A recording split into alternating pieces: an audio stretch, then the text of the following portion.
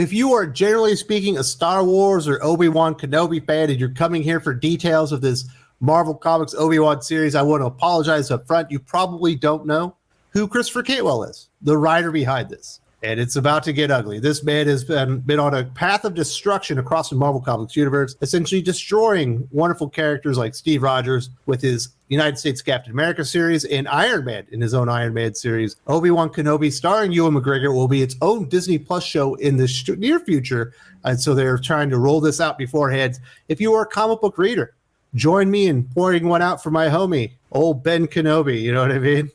I can't believe that they're doing this to one of the truly great and loved Star Wars characters out there. But when you think about it, it is Marvel Comics, and it is kind of par for the course, isn't it? For the details of this, and we also have some details on the Knights of Ren. If you're interested in that group, I have a little taste for you here at the end of this as well. Obi-Wan Kenobi is going to be starring in a comic book limited series from Marvel, written by Christopher Cantwell, or as we like to call him, Christopher Cant-Wrightwell, and drawn by veteran Star Wars artist Ario Anindito. The 5-issue Obi-Wan series is scheduled to debut this May. I personally am an enormous Obi-Wan fan. I'm an enormous Star Wars fan. I remember when I was a kid, we would go to the Blockbuster or maybe Hollywood Video, and my mom would let me and my two brothers, we'd all get to pick out a movie, and my brothers would always be in the new movie section.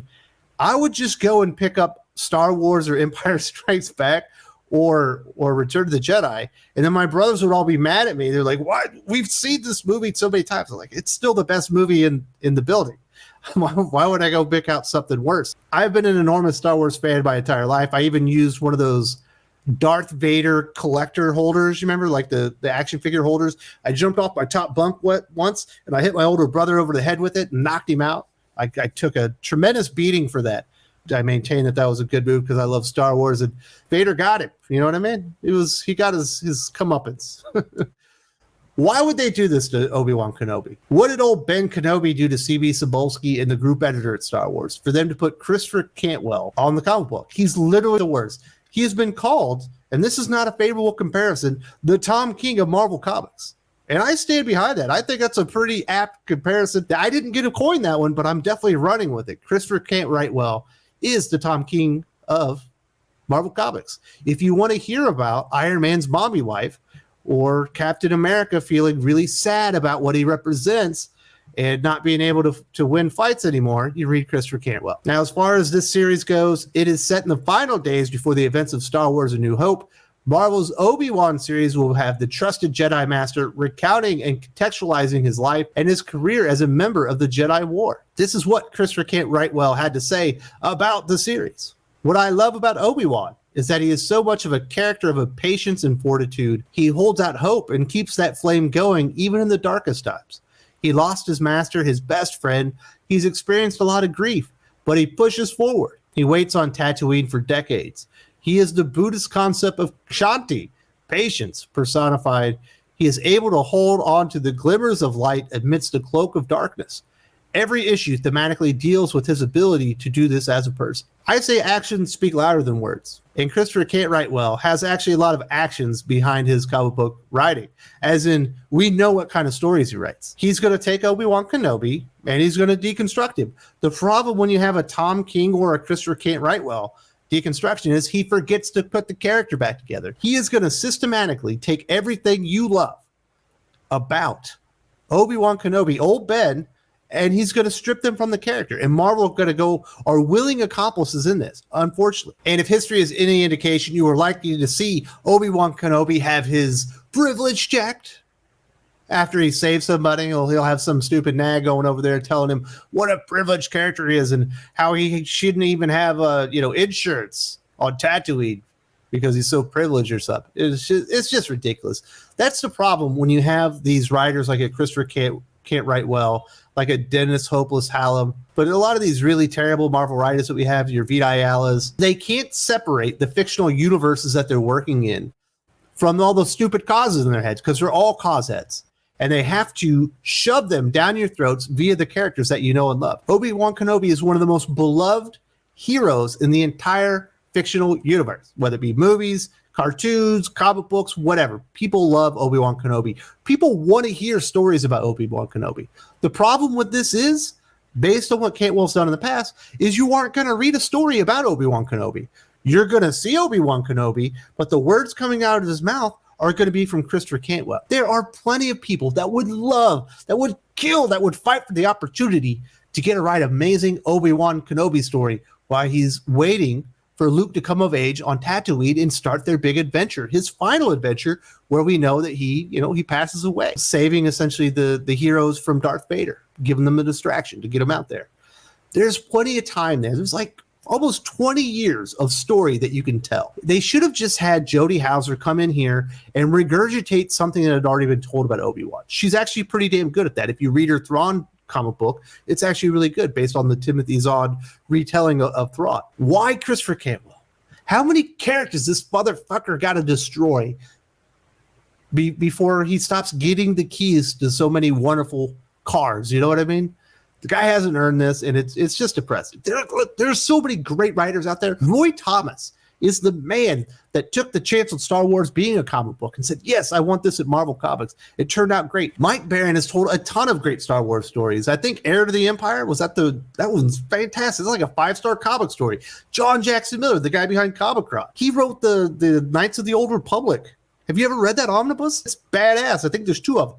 Absolutely worth your time. That dude is a really good science fiction writer. He loves Star Wars. Why not bring him in? I don't think he seemed like he's probably all that expensive. Although he's writing a lot of Star Trek stuff nowadays. Who knows?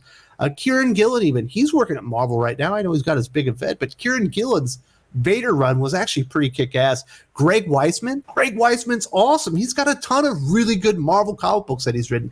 Not to mention he's just a great comic book writer. Now, I know he's doing a lot of stuff over at HBO Max and working with the enemy at DC, but he would have been a great choice. Hell, I would have taken Cullen Bunn. I don't like Cullen Bunn. He's got a winner over at Valiant, but even Cullen Bunn has written some pretty damn decent Star Wars comics for Marvel.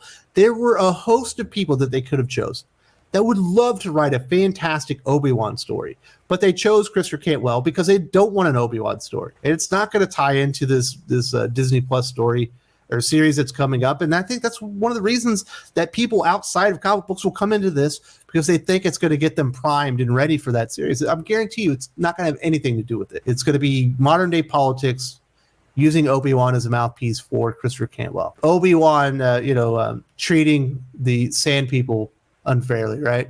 Since the Sand People are all of a sudden victims now, even though they've been murdering people forever. My goodness. Cantwell has also confirmed that Obi-Wan will include appearances from Yoda, Qui-Gon Jinn, Anakin Skywalker, and more. Obviously, Anakin could be a flashback to their time together when he was his master-apprentice relationship, or it could be him as Darth Vader. I mean, that's the same character. Yoda, that's definitely going to be a flashback because Yoda's on Dagobah, and he ain't dead yet, so they ain't Force-connected quite like that. Qui-Gon Jinn could be a flashback, or, he could be talking to his Force ghost. So we're going to get some appearances. I imagine you're going to get some Mandalorian stuff in there, maybe Cad Bane, all the things that are kind of rolling out there. They'll give a few cameos. I'm not excited about this. I'm going to read it because I fucking love Obi-Wan Kenobi. I love Star Wars. And then I'm going to be disappointed. I'm going to make a video on it about how terrible it is. That's a spoiler. It's going to happen. Now, as far as the Knights of Red, Star Wars writer Charles Soule, who's basically the Star Wars guy at Marvel Comics right now. He's doing all the main Star Wars title. He's doing the big event that just happened, the War of Bounty Hunters. He's also working on that new edition from Star Wars that's all over the place with books and all that stuff. I'm not reading. I can't remember the name of it. But he's like the guy for Marvel Comics Star Wars.